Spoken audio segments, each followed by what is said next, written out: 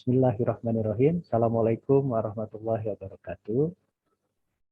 Alhamdulillahirrabbilalamin. Puji sinareng syukur urang panjatkeun kehadirat Allah Subhanahu wa taala. Birehna dinten ayeuna urang tiasa riung mungpulung ngaluhuhan kuliah sastra dalam pembelajaran sejarah. Lalu satiasana di ngawitan mangga urang sasarengan ngalapankeun basmalah. Bismillahirrahmanirrahim. Dinten ayeuna urang baris ngupingkeun presentasi di para mahasiswa anu baris ngaguar ngeunaan sastra dina pembelajaran sejarah. Aya 4 mahasiswa anu baris presentasi PowerPoint nyaeta Alika P. Kirana, Nadia I. Prastiwi, Susan Sadiniah, anu pamungkas Teresa Raja Kuku. Supados henteu nyangkolong kana waktos, mangga urang sakseni urang kupingkeun sasarengan presentasi ti Alika P. Kirana waktosna 5 dugi ka 7 menit. Alika mangga ngawitan ti ayeuna. Assalamualaikum warahmatullahi wabarakatuh. Sebelumnya terima kasih kepada Bapak Suwirta dan Bapak Fauzian atas waktu dan kesempatannya. Pada kesempatan kali ini saya akan menjelaskan mengenai representasi teman perempuan di era Orde Baru dalam novel Entrok karya Oki Madasari tahun 1906 hingga 1998. Nah, seperti yang kita ketahui, negara Orde Baru merupakan sebuah negara yang melanggengkan konsep fungsi militer yang bertujuan untuk menopang dan melindungi negara. Dalam beberapa sumber yang telah saya baca, dijelaskan pula bahwa tidak jarang demi kepentingan negara ini, rakyat malah menjadi pihak yang dikorbankan atau dirugikan. Padahal seharusnya pada konteks ini rakyat itu juga berhak untuk mendapatkan perlindungan dari negara dan militer. Nah, militerisasi masyarakat Indonesia di masa Orde Baru tidak hanya berdampak pada dilakukannya kekerasan sistematik oleh negara, namun juga timbulnya budaya kekerasan dalam masyarakat. Padahal ini negara yang bersifat militeristik akan menghasilkan masyarakat yang termiliterisasi. Negara yang syarat dengan akan kekerasan akan melahirkan kekerasan pula. Nah, pada dasarnya kekerasan pada perempuan memang sudah terjadi sebelum era Orde Baru berlangsung gitu. Namun yang disayangkan pada era Orde Baru kekerasan terhadap perempuan semakin dilegitimasi dengan kebijakan yang dikeluarkan. Salah satunya adalah kebijakan lewat kebijakan GBHN yang telah dirancang ulang oleh Departemen Dalam Negeri. Ada 5 poin yang membahas tentang perempuan. Yang pertama adalah perempuan didefinisikan sebagai pasangan yang tergantung kepada suami. Yang kedua, perempuan dilihat sebagai pembentuk bangsa. Ketiga, perempuan dilihat sebagai ibu dan pendidik anak. Keempat, perempuan dipersiapkan sebagai pengurus rumah tangga dan bekerja hanya untuk memperoleh nafkah tambahan. Dan yang kelima, perempuan dilihat sebagai bagian dari masyarakat. Nah, kalau kita melihat dan mengkaitkan isi novel Entrok dengan isi GBHN ini, penulis berusaha untuk merepresentasikan isi GBHN ke dalam bukunya. Salah satunya bisa dibuktikan dengan kutipan semua yang terkumpul selama jadi suami istri ya berarti yang punya berdua toh, dan namanya laki-laki kan biasanya yang mencari semuanya. Semua harta ini akan dibagi 2 persis sama rata untuk kedua anak Teja, Rahayu dan bocah laki-laki itu. Napasku seperti terhenti ketika mendengar itu. Bagaimana mungkin pembagian seperti itu dianggap adil? Siapa yang punya harta ini semua? Siapa yang mencarinya dengan susah payah?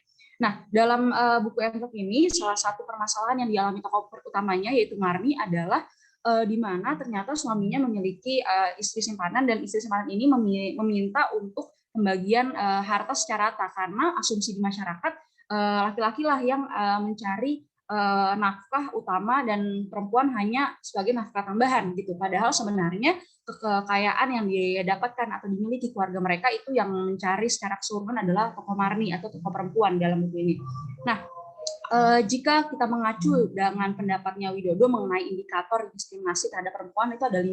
Yang pertama adalah marginalisasi, kedua subordinasi, ketiga beban ganda, keempat adalah stereotip negatif, dan yang kelima adalah kekerasan terhadap perempuan baik verbal, psikis ataupun fisik. Nah, jika kita mengacu dari indikator kekerasan tersebut dengan isi GBHN, kita bisa melihat pendefinisian tentang perempuan dan tugas-tugasnya dalam isi GBHN itu adalah subordinat dan marginal gitu. Nah, pendefinisian yang demikian ini tidak menutup kemungkinan peluang terjadinya kesemena-menaan terhadap perempuan yang akhirnya menjurus ke berbagai bentuk kekerasan baik di dalam rumah tangga ataupun di luar rumah. Nah, lalu puncak kekerasan terhadap perempuan yang terjadi pada masa Orde Baru bisa dilihat pada tragedi Mei 98, di mana kasus pemerkosaan massal terhadap etnis Tionghoa adalah salah satu buktinya. walaupun memang terdapat pro kontra mengenai latar belakang terjadinya kasus pemerkosaan massal ini, namun bisa kita simpulkan kebenaran terjadinya kasus ini menandakan bahwa negara dan aparat pada saat itu memang belum bisa memberikan atau perlindungan kepada masyarakat khususnya terhadap perempuan. Sekian dari saya. Wassalamualaikum warahmatullahi wabarakatuh. Waalaikumsalam warahmatullahi wabarakatuh. Hatur nuhun Alika Upatanit presentasina. Salajengna mangga orang sami-sami kupingkeun presentasi ti Nadia I Prastiwi. Nadia sami waktosna 5-7 menit. Mangga ngawitan ti ayeuna.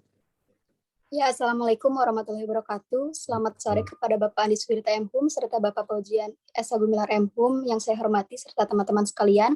Pada hari ini saya akan mempresentasikan sebuah karya sastra sejarah dan kaitannya dengan pembelajaran sejarah dengan judul Nonkonformitas pada Masa Orde Baru dalam novel Laut Bercerita karya Leila Salika Chudori dengan konteks waktu dari tahun 1998 hingga tahun 2000. Semasa Orde Baru, Soeharto melakukan segala cara untuk mempertahankan kuasanya. Ia meredam segala kritik yang ditujukan bahkan dengan cara kekerasan. Sejumlah aktivis ini diculik, beberapa dilepaskan, namun sebagian ada yang tak pernah kembali hingga kini. Dalam kasus penculikan aktivis tahun 1998, Kopassus membuat tim kecil untuk melakukan operasi penculikan tersebut. Tim kecil ini disebut dengan Tim Mawar. Rejim Orde Baru memiliki fondasi militer yang sangat kuat dan ditopang dengan dukungan kelas menengah serta kelas atas yang nyaman dengan berbagai lisensi dan keistimewaan, sehingga memunculkan sekelompok aktivis yang bercita-cita untuk membuat Indonesia yang berbeda, yakni Indonesia yang lebih demokratis dalam arti sesungguhnya. Seperti apa yang diceritakan pada novel Laut Bercerita. Novel Laut Bercerita ini menceritakan terkait perilaku, kekejaman, dan kebengisan yang dirasakan oleh sekelompok aktivis mahasiswa di masa Orde Baru. Tidak hanya itu, novel ini pun merenungkan kembali akan hilangnya 13 aktivis, bahkan yang sampai saat ini belum juga ada yang mendapatkan petunjuknya. Novel ini mengingatkan para pembacanya akan era-era reformasi di tahun 1998 yang bernas akan kepahitan dan kekejaman bagi para pembela rakyat. Cerita dalam novel Laut Bercerita ini terbagi menjadi 2 bagian dengan jarak waktu yang jauh berbeda. Adapun bagian pertama yang diceritakan melalui sudut pandang tokoh bernama Biru Laut beserta para kawan sesama aktivisnya, seraya menyelesaikan visi atau tujuan mereka. Sementara pada bagian kedua, kisahnya diambil dari sudut pandang Asmara Jati, yaitu adik dari Laut yang mempunyai tujuan ataupun misi yang cenderung berlainan dengan Laut. Nah, pada bagian pertama ini diceritakan melalui perspektif Biru Laut. Laut adalah seorang mahasiswa program studi sastra Inggris di UGM Yogyakarta. Laut ini gemar membaca berbagai buku karangan Pramudia Anantatur yang ketika itu peredarannya dilarang di Indonesia. Hal itu yang menekatkan dirinya secara diam-diam untuk memfotokopi buku-buku tersebut di salah satu tempat yang disebut dengan fotokopi terlarang. Mulai dari sanalah dirinya bertemu dengan Kinan, yaitu salah satu mahasiswa FISIP yang memperkenalkan Laut akan organisasi Winatra dan Wirasena. Setelah ikut bergabung dengan organisasi tersebut, Laut menggiatkan aktivitas diskusinya mengenai beberapa konsep yang hendak mereka lakukan untuk menentang doktrin pemerintah di negara ini yang telah dipimpin oleh satu presiden selama lebih dari 30 tahun. Dalam novel ini diceritakan pula bahwa Laut beserta rekan-rekannya melaksanakan beberapa aksi yang disebut dengan aksi tanam jagung belangguan. Akan tetapi jauh sebelum mereka melakukan aksi tersebut, Laut bersama teman-temannya berdiskusi terlebih dahulu yang dikenal dengan diskusi Wangju. Dari situlah awal mula Laut dan rekan-rekannya ini mengetahui dan mengenal arti dari sebuah pengkhianatan. Kemudian Laut bersama teman-temannya ini dibawa ke suatu tempat semacam markas tentara. Di markas tersebutlah Laut bersama teman-temannya ini diinterogasi, kemudian disiksa, diinjak, dipukul, dan disetrum. Pertanyaan sekelompok orang tersebut tidak lain adalah siapa dalang atas aktivitas yang mereka lakukan. Kemudian pada bagian kedua, di bagian kedua ini dalam novel Laut Bercerita, Asmara, adik Laut dari yang menjadi sudut pandang ceritanya. Pada bagian kedua ini berawal dari tahun 2000, tepat 2 tahun setelah Laut beserta 13 temannya menghilang entah kemana. Asmara dan kawan-kawannya memutuskan untuk mendirikan semacam lembaga khusus yang menangani orang yang dihilangkan secara paksa, layaknya Laut, yaitu kakak Asmara. Lembaga itu didirikan dengan harapan agar Laut beserta rekan-rekannya yang hilang itu tidak habis dimakan waktu dan pemerintahan segera menuntaskan perkara ini. Hingga akhirnya dirinya mendapatkan informasi mengenai ditemukannya tulang belulang manusia di Kepulauan Seribu. Ada sebagian yang dikubur, kemudian sebagian lainnya sedang dilakukan penelitian oleh dokter forensik. Mereka semua tidak tahu tulang siapakah itu, akan tetapi Asmara tidak menaruh harap bahwa itu adalah tulang kakaknya. Sebab ia yakin laut tidak akan pulang dan kembali. Ada satu hal lagi yang terbesit dalam benak, siapakah yang telah melakukan pengkhianatan tersebut dan menjadi dalang atas kasus penghilangan paksa ini. Mungkin cukup sekian yang dapat saya sampaikan. Terima kasih. Wassalamualaikum warahmatullahi wabarakatuh. Waalaikumsalam warahmatullahi wabarakatuh. Hatur nuhun Nadia I Prastiwi. Salajengna orang sami-sami kupingkeun presentasi ti Susan Sadinia. Susan sami waktosna 5 deui ka 7 menit. Mangga ngawitan ti ayeuna. Terima kasih Bapak atas kesempatannya hari ini.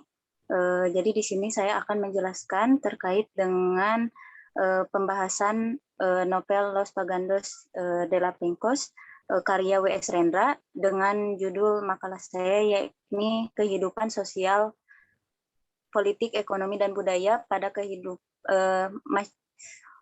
pemerintahan Orde Baru pada tahun 1996 hingga 1998 dalam drama yang berjudul Los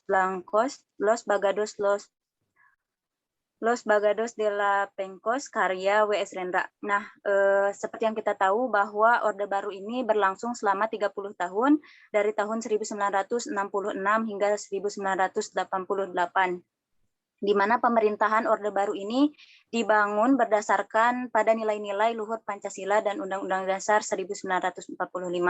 Akan tetapi menjelang tahun 1996 ini pemerintahan masa Orde Baru mulai mengalami kemunduran, di mana pada sekitaran tahun 1996 ini mulai terjadi banyak aksi-aksi yang melibatkan masyarakat di dalamnya. Mungkin sebelumnya pun terjadi aksi-aksi seperti itu, tapi di mana aksi yang dimulai sekitar tahun 1996 hingga 1998 ini intensitasnya mulai tinggi. Nah, hal tersebut disebabkan karena kekecewaan masyarakat terhadap pemerintah itu sendiri. Pertumbuhan ekonomi Indonesia selama 32 tahun tersebut sebenarnya mengalami pertumbuhan ekonomi yang tinggi. Akan tetapi pertumbuhan ekonomi yang tinggi tersebut tidak dapat menghilangkan kesenjangan sosial dan juga kemiskinan di antara masyarakat. Berdasarkan buku yang saya baca, di mana mengatakan bahwa potongan kue dari Orde Baru ini hanya dibagikan kepada para elit saja, akan tetapi para masyarakat yang ada di dalamnya tidak dapat merasakan hal tersebut, sehingga terjadilah kesenjangan sosial di dalamnya. Selain daripada itu juga terdapat pencekalan terhadap salah satunya terhadap pers dan juga seniman-seniman yang mana mengeluarkan banyak kritik dalam karya-karyanya pada saat masa Orde Baru, sehingga beberapa di antaranya itu dibui, salah satunya yakni W.S. Rendra ini. Dan juga yang terakhir pada sekitaran tahun 1998 di mana terjadinya keruntuhan Orde Baru ini, masyarakat salah satunya salah satunya yakni para mahasiswa melakukan demonstrasi besar-besaran untuk menjatuhkan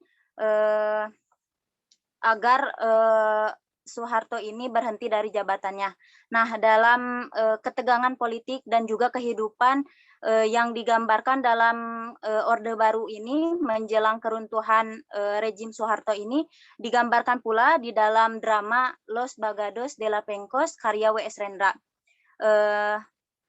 Drama ini berlatar belakang kehidupan di rumah sakit jiwa pada saat itu, di mana terdapat para penghuni, yakni pasien di rumah sakit jiwa yang melakukan demonstrasi terhadap para petinggi rumah sakit jiwa, yakni para dokter, salah satunya dengan tokoh bernama Dr. Shen.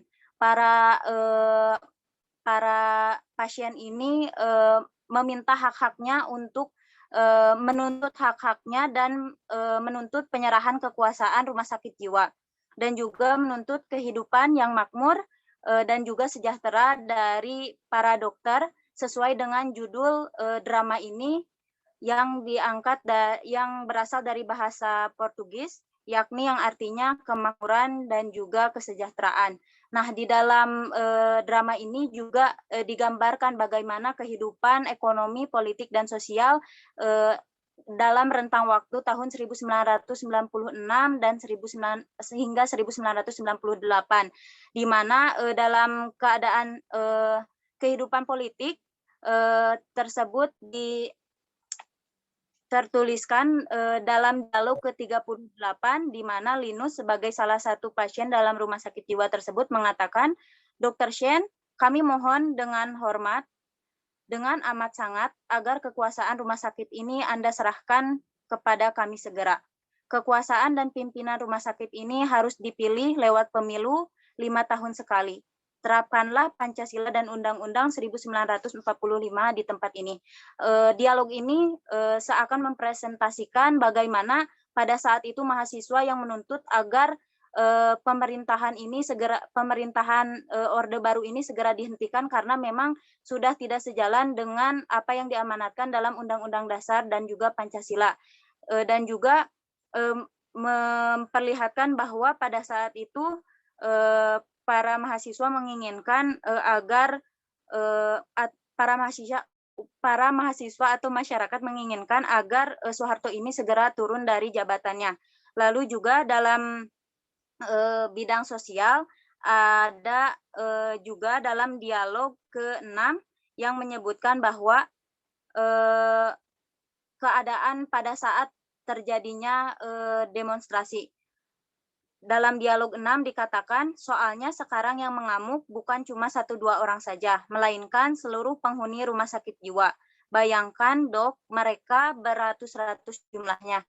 Hal ini seperti menggambarkan bahwa keadaan pada saat itu bukan hanya 1-2 orang saja yang melakukan demonstrasi, tapi seakan seluruh rakyat atau orang-orang sudah merasa jera akan adanya pemerintahan ini dan menuntut Soeharto untuk turun.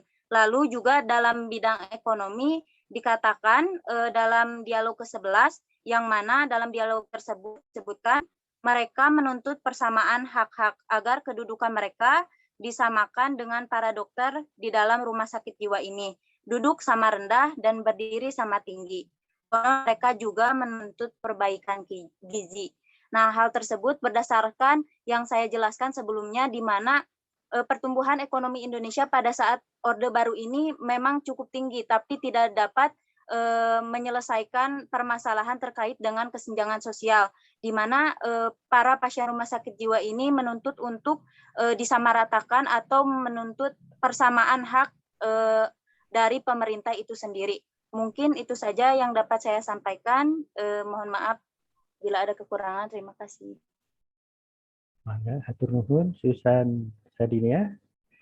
Salajengna urang bari sareng-sareng ngupingkeun presentasi ti Neng Teresa Raja Guguk. Neng Teresa waktosna sami 5 menit dugi ka 7 menit. Mangga ngawitan ti ayeuna. Oke, baik. Terima kasih kepada Pak Andi dan Pak Esa yang telah mempersilahkan saya untuk mempresentasikan sebuah kajian singkat mengenai yang berjudul Kritik dalam Cerpen Telinga karya Seno Gumira Adjidharma. Nah, jadi Seno Gumira Adjidharma ini merupakan seseorang yang bekerja sebagai jurnalis, fotografer, dan penulis. Kebanyakan tulisan-tulisan yang ia keluarkan itu banyak bertemakan tentang kekerasan yang terjadi di suatu daerah serta pembantaian terhadap masyarakat sipil. Cerita-cerita yang ia keluarkan itu biasanya diikuti oleh derita-derita para korban, yang mana korbannya itu termasuk dalam perempuan serta anak-anak. Pada kesempatan kali ini saya akan mengulik sedikit mengenai salah satu cerpen yang ditulis oleh Seno Gumira Adjidharma berjudul Telinga. Cerpen ini terinspirasi dari perjuangan rakyat Timor Timur untuk mencapai kemerdekaan. Seperti yang kita tahu, pada tahun 1975 itu terjadi perang saudara di Timor Timur. Nah, Indonesia datang ke Timor Timur untuk membantu, namun sayangnya kedatangan dari tentara Indonesia itu tidak disambut baik. Dan karena itu pada Dan karena pada saat itu Timor Timur merupakan salah satu daerah konflik, maka Indonesia dianggap sebagai superpower. Jadi Indonesia memiliki hak untuk menentukan kebijakan saat itu di Timor Timur. Nah, setahun setelahnya, tepatnya pada 1976, Timor Timur bergabung atau berintegrasi dengan Indonesia. Nah, dengan bergabungnya Timor Timur dengan Indonesia, otomatis terjadi pembangunan dan pemerataan infrastruktur di Timor Timur. Namun, setelah 16 tahun bergabung dengan Indonesia, muncul berbagai masalah di Timor Timur.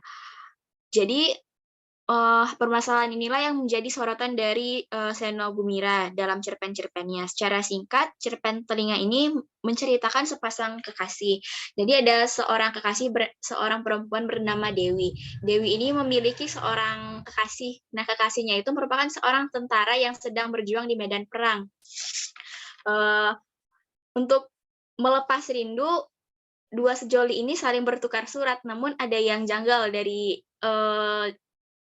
pertukaran surat ini. Setiap Dewi menerima surat dari kekasihnya yang ada di medan perang, itu tuh selalu disertai dengan amplop coklat yang berisi telinga. Jadi tugas dari kekasih Dewi ini di medan perang itu adalah memotong telinga-telinga orang yang dicurigai sebagai seorang mata-mata atau orang yang akan nantinya menimbulkan keributan di daerah tersebut. Telinga-telinga yang diberikan oleh kekasih Dewi ini sudah banyak di rumah Dewi, dan ia sempat menjadikannya itu sebagai sebuah pajangan. Bukannya takut, tapi Dewi itu malah merasa bangga kepada kekasihnya karena ia menganggap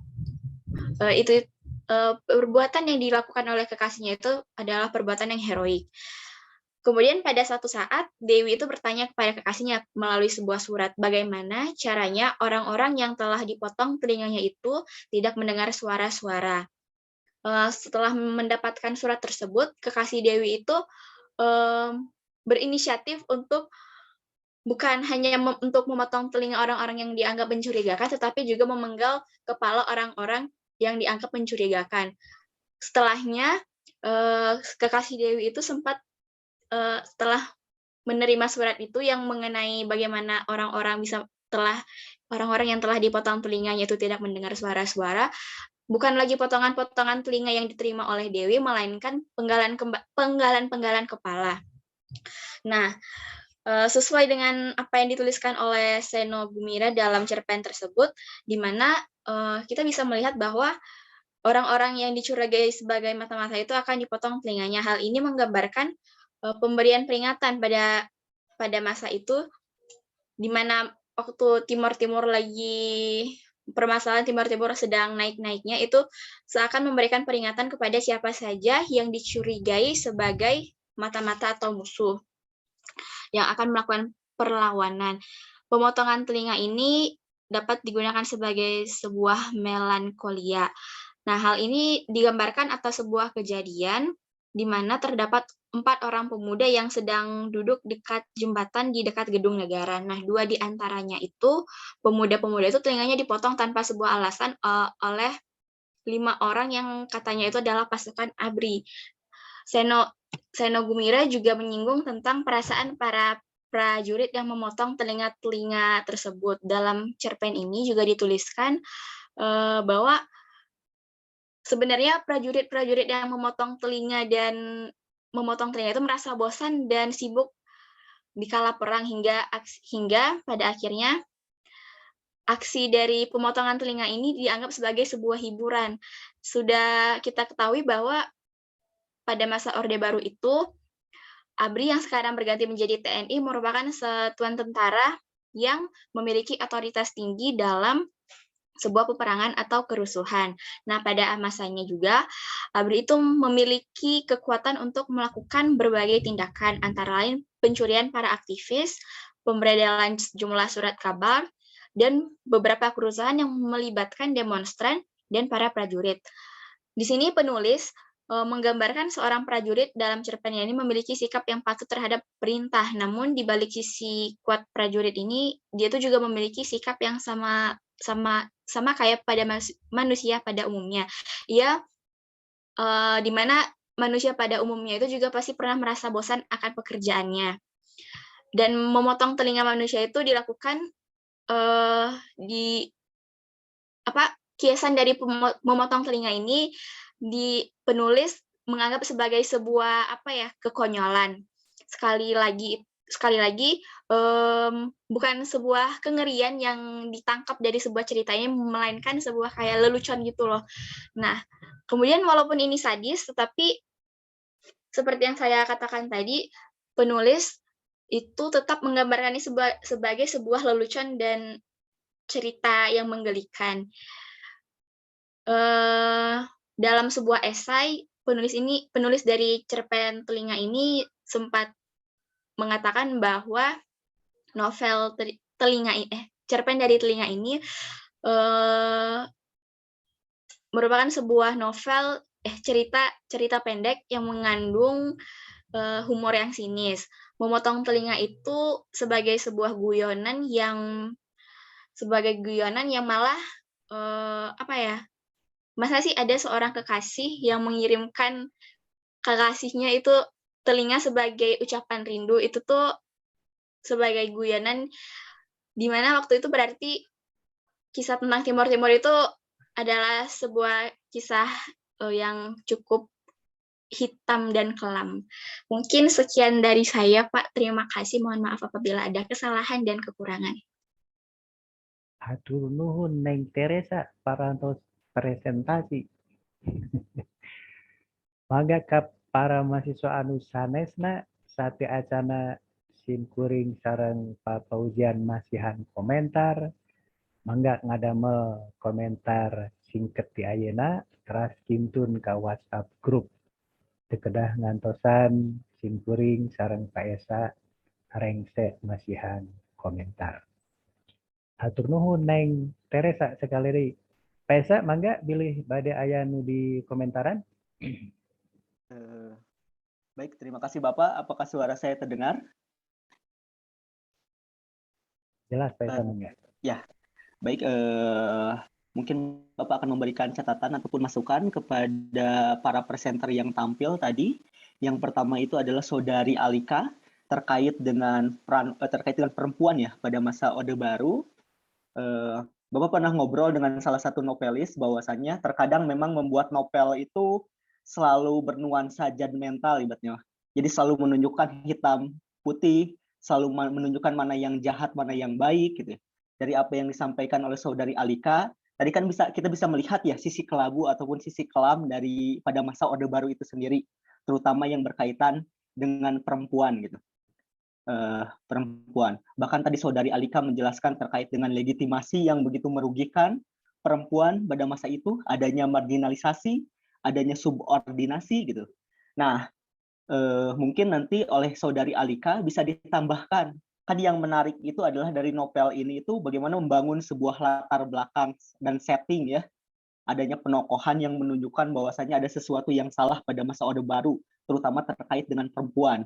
Tapi dengan adanya sejarah ini, kita bisa melihat apakah yang disampaikan oleh novel tersebut itu sesuai dengan fakta yang ada pada masa itu ataukah tidak gitu. Nah, itu yang perlu dibangun juga gitu. Karena jikalau Bapak mencontohkan, jikalau memang Orde Baru seperti itu, Bapak teringat dengan pidato yang dilakukan oleh Ibu Tin pada tahun 1882 dalam konferensi Dharma Wanita yang menjelaskan bagaimana perempuan itu bukan cuma harus ada di keluarga, tetapi menjadi sebuah agen perubahan bagi negara itu sendiri gitu. Artinya kan di sana juga justru ada sesuatu yang bisa dibangun atau dimunculkan dari sejarah terkait dengan kedudukan perempuan pada masa Orde Baru. Dan ini akan sangat menarik jikalau kita kritisi dan dicari berbagai sumber penunjang ataupun sumber pendukung terkait dengan peran perempuan pada masa Orde Baru.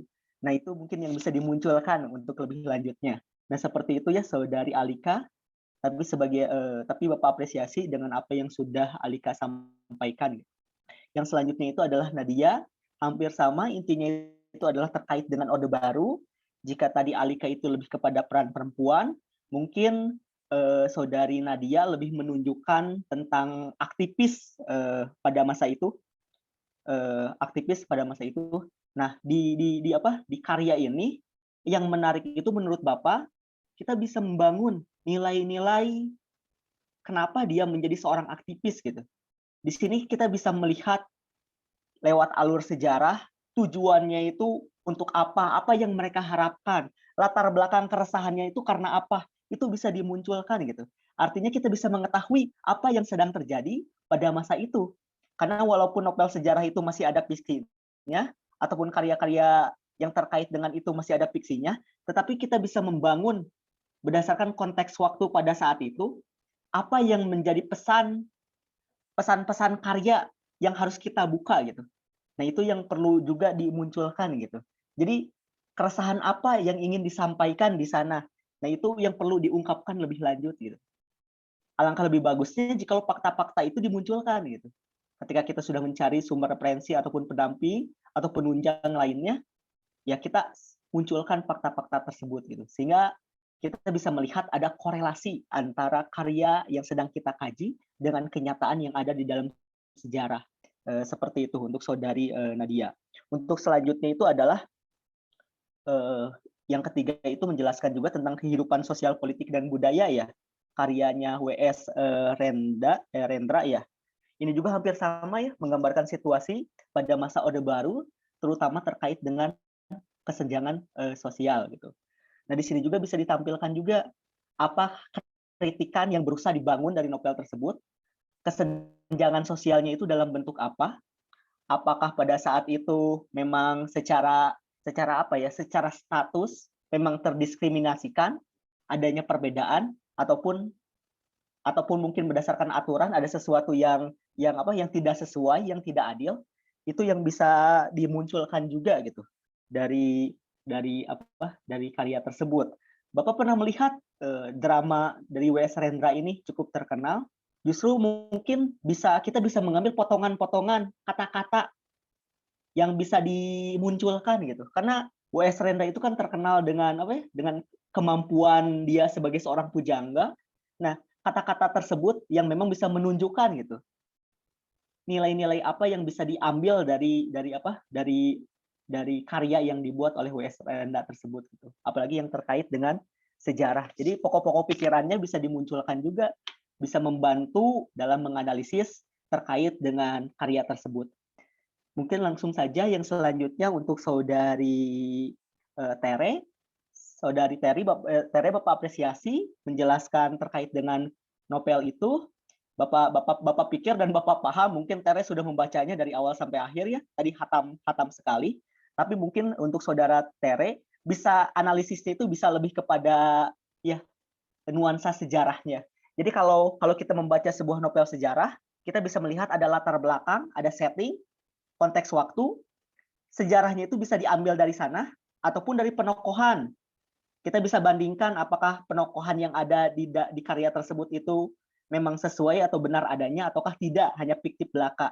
Nah, kita bisa mencari dari kedua alur tersebut. Jikalau memang penokohannya itu fiktif, kita bisa ambil dari latar belakang situasi pada saat itu. Justru Bapak bisa mengambil esensinya itu di akhir ketika menghadiahkan daun telinga ya, Tere ya.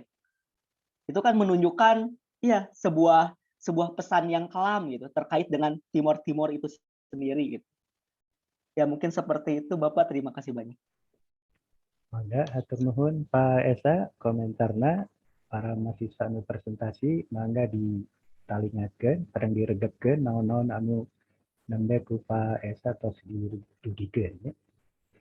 Sim kuring oge rupina sami janten secara umum heula nya janten saya nama para mahasiswa teh kedah langkung fokus heula ngeunaan fakta-fakta sejarahna.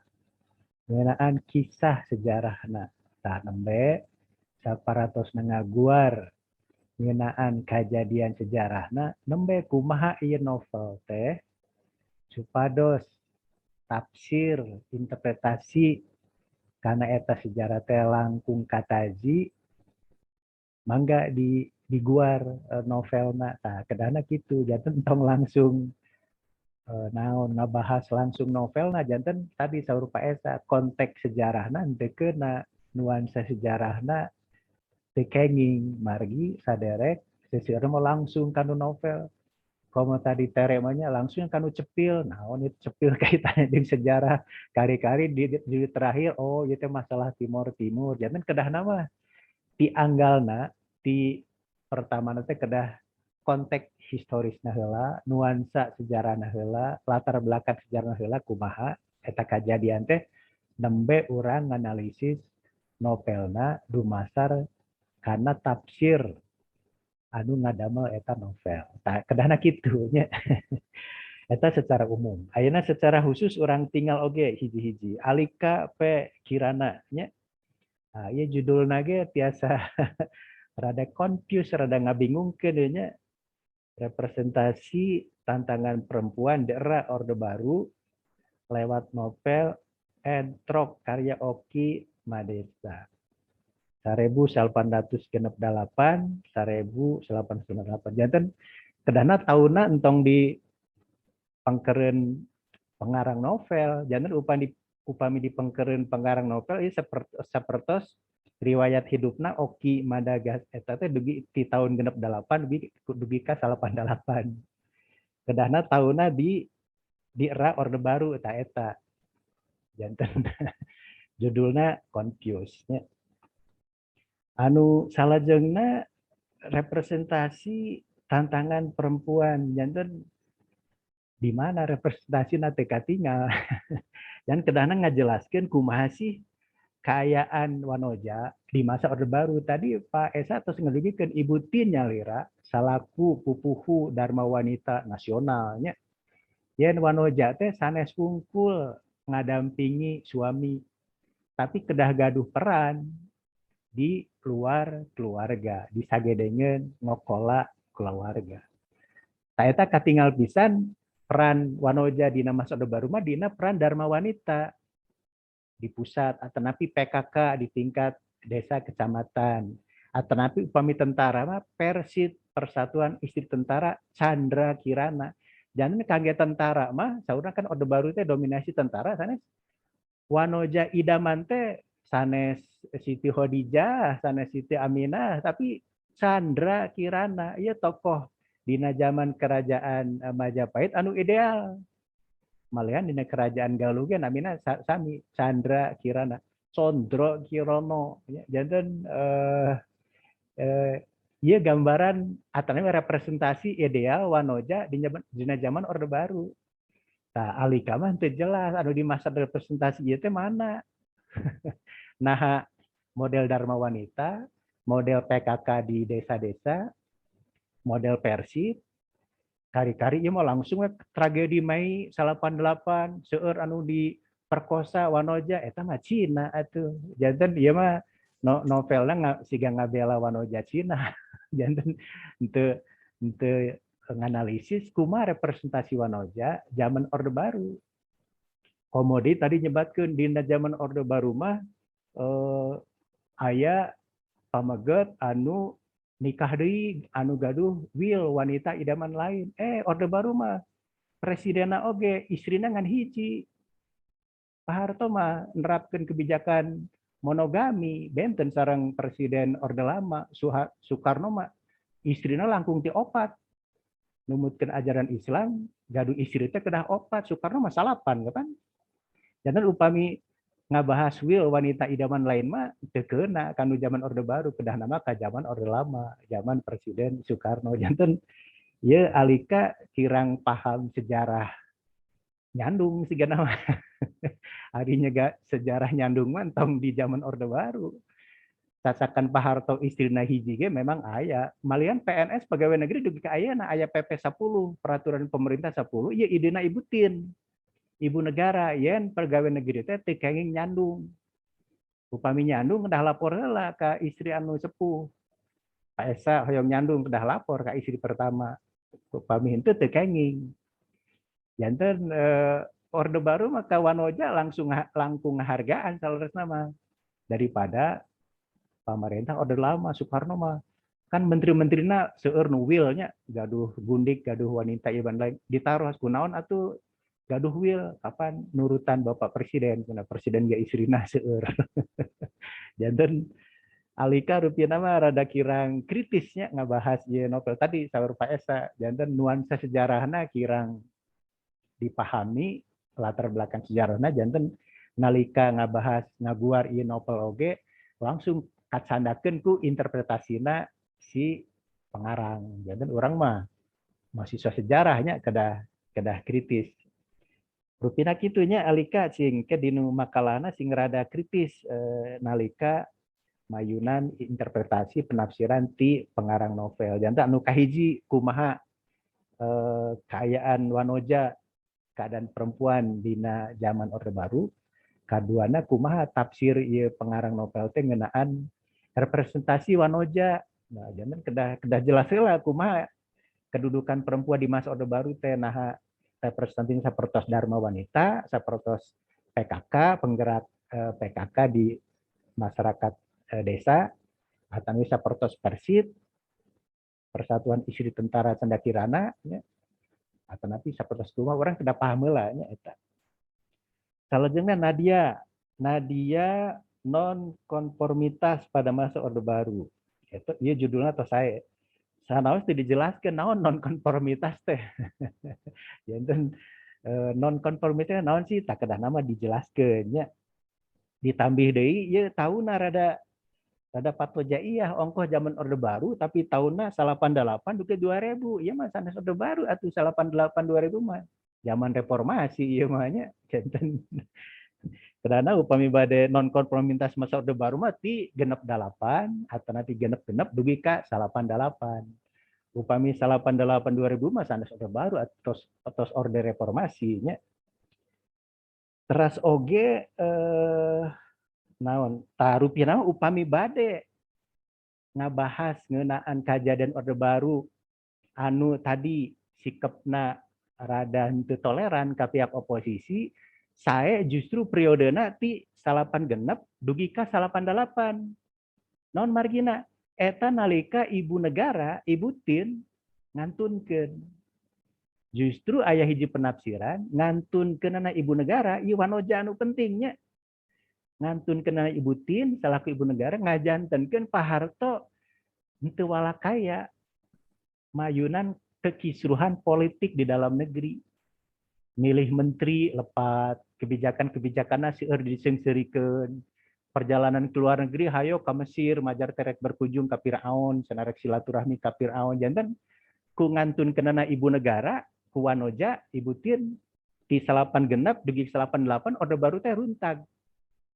Jadi isu-isu KKN nanon eta teh di tahun 86 saatosna ibu tin ngantunkeun, janten ibu tin teh wanoja anu hebat anu tiasa mendampingi Pak Harto, dugi Pak Harto bertahan di tahun genep-genep dugi tahun 86. Nah, saatosna butin ngantun genep Pak Harto ge duka sedih, duka teu aya deui anu sumber tatarosnya. Malian aya hiji pendapat ibu tin teh sapertos Ken Dedes kanggo Ken Arok. Jangan upami Pak Harto Ken Arok, tah ibu tin teh Ken Dedesna. Tah kedah nama upami bade non konformitas masa Orde Baru entong 88 2000 da ieu mah masa reformasi. Saya 8 genep dugi ka 88 nya upami bade ngaguar kebijakan-kebijakan pamarentah Orde Baru anu kirang luyu sareng kahoyong masyarakat pada umumna gitu nya. Rupina eta kangge Nadia. Teras Susan Sadiniah. Susan kehidupan sosial politik ekonomi masuk Orde Baru genep-genep 88 dalam drama Los Bagados de los Pensos kayak Wes Wendra. Sami latar belakang sejarahnya kirang diguarnya. Tadi disinggung saya tah ngeunaan ekonomi. Yen pangwangunan teh numutkeun Susan sapertos kueh. Kueh pangwangunan.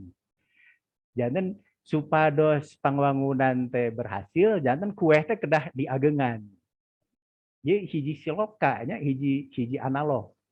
Tapi masalahna yen pembangunan ekonomi teh sami sareng kueh pembangunan, ieu kueh teh teu sagawaya, aya nu gaduh.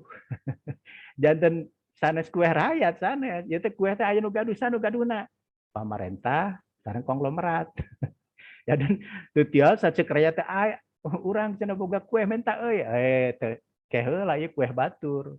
Sami sareng Bank Rakyat Indonesia rek ka mana Jang? Rek nyokot duit ka mana? KBRI. Nah, KBRI da eta mah Bank Rakyat. Heeh. Tapi Bank Rakyat teh lain boga rakyat. Aya nu boga eta teh. Kueh pangwangunan oge kitu. Jan kedah nama analona nyage kuehna ageung, tapi ieu kueh teh teu acan tiasa dinikmati ku sadaya rakyat Indonesia. Aya nu gaduhna saha? Pamarentah, konglomerat, penguasa, pengusaha jeung sajabana. Rakyat alit mah kabagian remeh-remeh nawe. Buah bauna wungkul, aduh bau kue apem. Hari kue naman teu ngasaan. Tah janten kedah di guarna kitunya Susan. Yang kitu oge nalika ngabahas novelna Rendra, Susan rada kirang kritisnya. Janten ieu novel teh nyaritakeun hiji demo pasien di rumah sakit jiwa ka pengurus rumah sakit. Tapi upami ditinggal tinu materi demona, ieu mah demo jelema waras ieu mah sanes jelema gelo. Nuntut aya pemilu 5 tahun, eta mah jelema cager atuh. Jelema gelo mah da tuntutanna moal kitu nya, supaya aya demokratisasi, supaya rakyat sejahtera, eta mah tuntutan sanes pasien jelema gelo eta mah. Susan, mangga geula angkat ka rumah sakit jiwa nu di Cisarua nya. Pasti upami upami naros naon tuntutan ajeun moal hoyong pemilu, moal hoyong demokrasi. Malian warkop mah aya hiji carita, aya rumah sakit jiwa hayang ngabobodo dokterna supados anjeunna teh dikaluarkeun tina rumah sakit jiwa. Sok dites kapan ku dokterna teh. Nah, ieu jelema teh geus cager insan. Sederhana kan ngetesna matematik. Dia Jang anu gelo. 2 kali 2 sabaraha? Lamun jawabanna 11, Pak Dokter. Nah, gelo keneh sia cicing masih can bisa keluar. Dina hiji mangsa aya pasien rumah sakit jiwa ditaros 2 kali 2 sabaraha? 4 cenah. Cager gini kieu mah geus sok keluar cenah.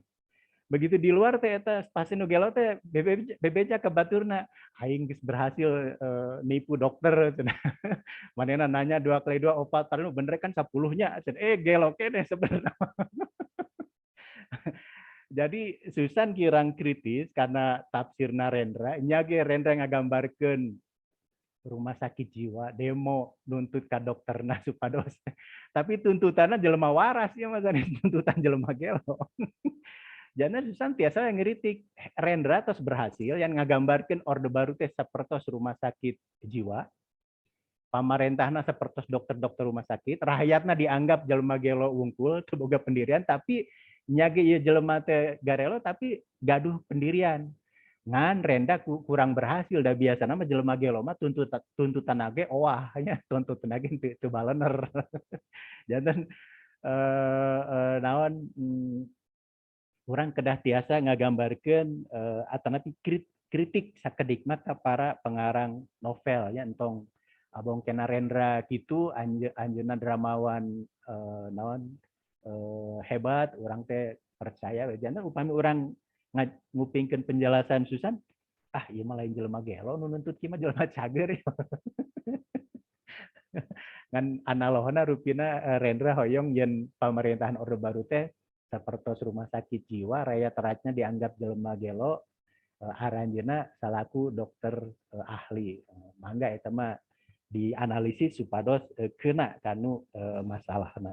Tapi intinya tadi, yen pangwangunan di zaman Orde Baru teh nyage kuehna ageung, pertumbuhan ekonomina tinggi, sapertos ayeuna pertumbuhan ekonomi tinggi, kita penghasil minyak sawit, kita penghasil minyak, penghasil baterai untuk nikel. Tapi mahal harga minyak goreng. Rakyat masih sangsara eta sarua jeung kuehna ageung tapi aya nu gaduh eta teh. Nyata para konglomerat teh tacan kabagi antara rakyatna makan kumaha rasana kueh pangwangunan teh tah urang kedah gaduh pamadegan sapertos kitu nya susahnya. Pamungkas Neng Teresa, aduh iya Neng Teresa judulna ge teu aca nyambung ieu teh nya teu jelas ieu teh. Kritik dalam cerpen Telinga karya Seno Gumira Aji Dharma. Ieu mah sanes judul sajarah ieu mah nya. Kedah nama naonnya tiasa krisis politik, krisis militer di Timur Timur di tahun sabaraha nembe numutkeun cerpen telingana Seno Gumira Aji Dharma. Salaresna mah anjeunna kumpulan cerpenna sae judulna Saksi Mata nya tah kedah nama entong telinga wungkul nya entong cepil wungkul tapi coba kumpulan cerpenna Saksi Mata Gumira Aji Dharma. Ieu teh kalebet novel anu kritis margi Seno Gumira Aji Dharma ngajelaskeun dina zaman Orde Baru ya anjeunna gaduh hiji pernyataan. Jika pers dibungkam, maka sastra harus bicara. Nah, gitu. Jangan orang terus pada terang. Simkuring nyerat buku Sejarah Orde Baru dalam News and Views. Surat kabar zaman Orde Baru mah sadayana tiarap, tiasa ngiritik ka pamarentah, ta numutkeun Seno Gumira Aji Dharma, nalika media massa, nalika pers dibungkam, maka sastrawan kedah bicara. Malian kayak dikritik ke orang Malaysia teku Faijal Tehrani. Upami sastrawan dibungkam kumaha. Tadi dia mah kedana mahasiswa anu bergeraknya. Janten janten ieu konteksna kedah sapertos kitu. Kedana Neng Teresa jelaskeun heula kumaha kayaan di Timur Timur. Salesema teh konflik antawis Pretelin nya. Konflik internal di Timur Timur antawis Pretelin anu hoyong merdeka, Apodeti, UDT, Trabalista anu hoyong bergabung sareng Indonesia atanapi bergabung sareng Portugis. Margi kisruh sareng aya perang campuh, perang saudara. Tah pihak-pihak anu hoyong integrasi ke Indonesia teh ngulem tentara Indonesia supados ngiring Ici Kibung nertibkeun kayaan di Timur. Tak kedah konteksna kitu. Salajengna aya konflik antawis TNI anu dibantos ku pihak-pihak anu hoyong integrasi sareng Timur sareng Pretelin anu hoyong merdeka. Ta konteks telinga teh kedah nama teh konflik antawis TNI sareng Pretelin. Ditambih deui entong ngagogoreng ting TNI ieu mah memang novelna Seno Gumira Aji Dharma mah rada ngajejeleh TNI-nya ku cara yen TNI teh kejem sok mutilasi musuh-musuh politikna jangan ceuli letah mastaka dipotong teh eta teh tindakan TNI sanes TNI hungkul Pretelin langkung kejem. Jangan kebiasaan Pretelin, kebiasaan orang Timur kalawan-lawan politik teh ngeureut ceuli. Kapan ngeureut ceuli mah sanes orang Timur terang Kertanegara, Raja Kertanegara ti Jawa nalika aya utusan ti Kubelekan mengki saya teu namina teh. Cenah hei Raja Jawa anjeun kedah sumerah ka Kubelekan. Kertanegara kan ambek dipotong tah ceulina utusan Cina teh di naon irungna oge dipotong nya. Biasa ngeureut cepil mah sanes fenomena khas di Timur hungkul di sejarah urang ge biasa. Sareng ieu dilakukeun sanes ku tentara urang hungkul. Tentara Pretelin ge sami. Naon motong telinga, lidah, kepala.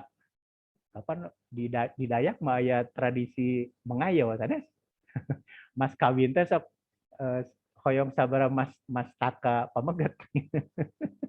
Upami Pak Esa ngarebutkeun Teresa misalkan engke Teresa teh sok Pak Esa abdi keresa ka anjeun tapi mangga mas kawina 5 mastaka. Pak Esa teh milarian bener mastaka sawe rek di rek dipotong.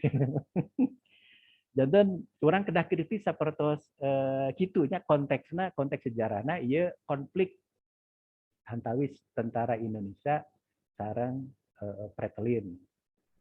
Tangtos saleresna mah urang kedah ningalna oge sanes bae ngeunaan kekejaman TNI tapi oge namina ge perang saudara. Pami urang ngupingkeun penjelasanna Guterres anu pemimpin pro integrasi numutkeun Guterres di mana ada rakyat Timur yang tidak saling bunuh pada tahun itu 75 sampai 99.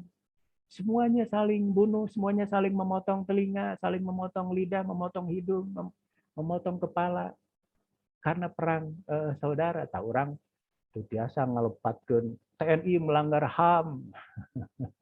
Janten da suasana perang mah gitu nya. Maknya perang urangkeun sapertos orang Jawanya bade memotong telinga, hapunten sepilna bade dipotong heula nya, permisi. Atuh eta mah sanes perang. Tapi konteksnya memang ieu novelna Saksi Matana Seno Gumira Aji Darma teh kalebet novel anu kritis ngeunaan kumaha tindakan-tindakan militer Orde Baru di Timur Timur. Anu urang kedah nama oge kritis yen tindakan-tindakan eta teh sanes dilakukeun ku TNI Wungkul, pihak pertilin oge sami, pihak anu pro integrasi oge sami. Janten ieu mah leres-leres konflik internal. Saleresna oge Timur teh baris teras salalamina kitu upami henteu kaing desakan ti masyarakat internasional. Tah ieu anu kirang kagambarkeun. Janten Timur merdeka 88 2000 hiji. Saleresna mah kumargi Indonesiana aya zaman reformasi. Presiden Soeharto naruntag digantos ku B.J. Habibie. B.J. Habibie-na naon cenah lieur Timur mah sapertos pebble in the shoes, sapertos krikil dina sapatu lah ngaganggu, teu nyaman, teu raoseun urang lepaskeun we. Ditambih dirojong ku Australia, dirojong ku Amerika, dirojong ku masyarakat barat. Upami teu dirojong ku masyarakat barat ngalangkungan diplomasi internasional mah masalah Timur moal lepas di negara RI. Janten ieu salahna sami sareng kemerdekaan urang. Kemerdekaan urang upami ngandalkeun perang gerilya wungkul mah moal rengse dugi ka 5 tahun. Margi urang mah aya rundingan khususnya didukung ku Amerika Serikat nya revolusi urang teh perang ngelawan Belanda ngan 5 tahun. Di 45 dugi ka 48, 4 tahun malihannya 4 tahun setengah. Dan konteks sejarahnya kedah dipahaminya Neng Teresa entong khusus yang ngabahas skill ceuli janten ya teh konteksnya adalah perang saudara anu nyebabkeun saling memutilasi lawan-lawan politikna ta eta teh sok dianggap hiburan. Memang leres tentara mah kapan sanes TNI wae di medan perang mah pasti gitu. Perang etnik Madura sareng Dayak kapan gitu saling serang saling ieu teh naon dianggapna kajadian anu wajar, tapi tiasa ditafsirkeun konteks cerpena Sumira Aji Darma boh telinga atanapi saksi mata nunjukkeun yen pendekatan tak ieu penting, pendekatan intel margi ieu teh Timur teh ditangani ku cara-cara intelnya kan. Pak Benny Murdani teh raja intel eta teh nya anu menangani proyek Timur. Kalebet ayeuna tah tokohna Neng Teresa tah nya Luhut Binsar Panjaitan eta eta berjasa eta dina naon operasi Timur nya.